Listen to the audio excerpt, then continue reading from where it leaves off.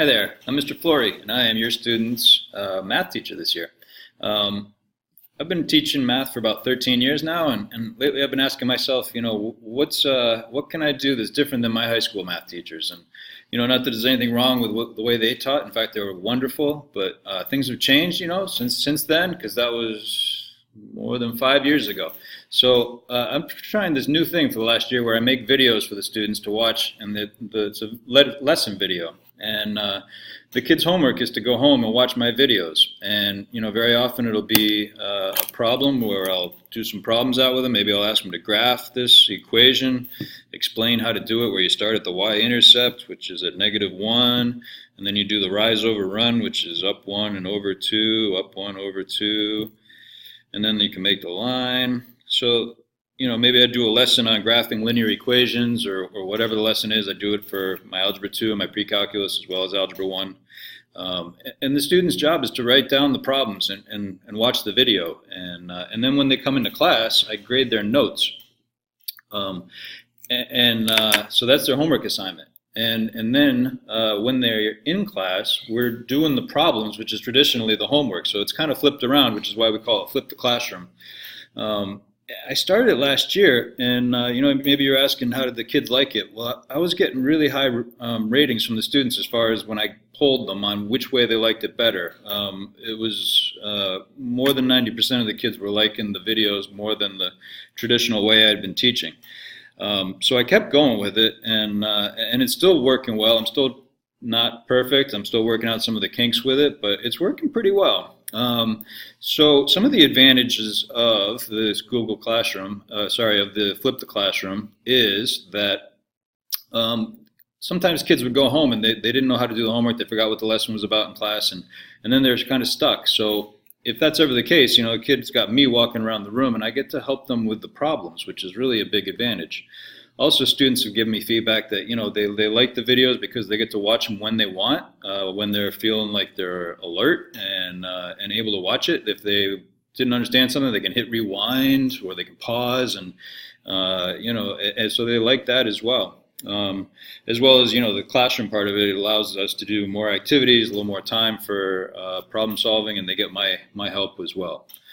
Some of the other advantages that you'll see with it is they're all actually on YouTube, although the easiest way for your student to get the videos is through Google Classroom. All the students are in my Google Classroom, and you'll see that there's a whole list of these assignments. They're all videos, and they just scroll down to the one that's assigned, and then they can hit play, and then the video shows up. So that's the way they do it. I do have intro music there. That's why you saw that. So lots of 80s and 90s music. So on Google Classroom, if any parent or guardian wants me to add them to the Google Classroom, I can do that too. All right. If you just shoot me an email, say my son or daughter or my student is so and so. Would you please add me to their classroom so I can watch the videos or have access to them? I'm happy to do that as well. You can find my videos on YouTube as well, but you got to kind of scroll through a whole bunch of videos. So I'm not sure I'd recommend that so much. But if you're stuck there, you can always find them there. Some of the other advantages to it is because it's on YouTube, it can be closed captions at the bottom, which is nice in a variety of ways. These closed captions can also be translated. I had a student that was Portuguese last year. She transferred into my class, and she spoke very little English. So she was able to watch my videos, and we translated the videos into Portuguese.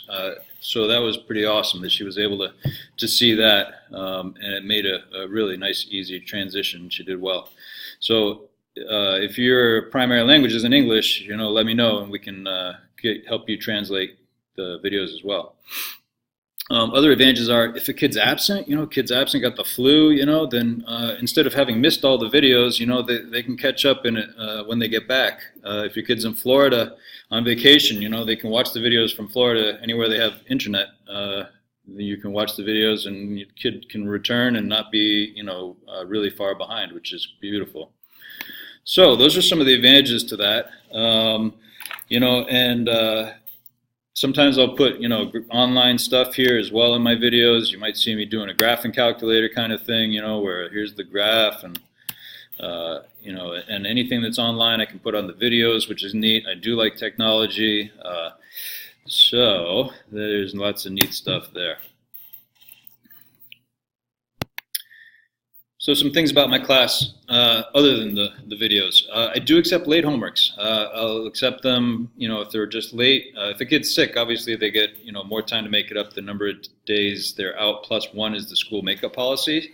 But if a kid just doesn't do homework, I'll take a late homework. I'll give them half credit. And, I do want it done within like 3 days. After 3 days, we've moved on. I usually don't accept late homeworks past that. But that I do. I'd rather have a kid do it a day late than not do it at all. Other things that are going on in my classroom is if a student doesn't do well on a quiz or test, they can come after school and do quiz or test corrections with me, where they correct all the problems they got wrong, and they get some extra points on their test. And hopefully they learned what they didn't know on the quiz or test, which is the thing I'm most interested in. And they're more interested in the grade, so it's a good thing all around. If a kid got below a 60, they can get 5 extra points on the quiz or test. If they got between a 60 and a 70, they can get 4 points. 72 and 80, they can get 3 points, and an 80 or above, they can get 2 more points. So if a kid doesn't do well, there's always opportunity for them to raise their grades. Other things that we do is before each quiz or test, I give the kids a practice quiz or a practice test, and then I'll even give them the answers. Usually I'll throw the answers on Google Classroom so they can see how they did, and that can guide their studies. It also helps with test anxiety because the kid's like, okay, I understood everything on the practice test, I should be good. So I do that as well. So I love having my students succeed. If there's anything I can do to help your student, please don't hesitate to email me or contact me. My email address is here. You can get it from Plus Portals also, but it's that, leif.flory, that's my first name, Leif, at eastlongmeadowmass.gov. So please don't hesitate to contact me, or if you just want to check up or let me know about something that's going on. I'm always receptive to hearing from parents, and I always try to get back to you in a timely fashion. I almost always get back to parents within 24 hours. Email is the easiest way these days, but if you want to talk on the phone, you can call guidance, and I'll get back to you as soon as I can. So anyway, that's some of my presentation for you guys today. I hope you enjoyed it, and I look forward to hearing from you all and being in contact throughout the year. Thanks a lot.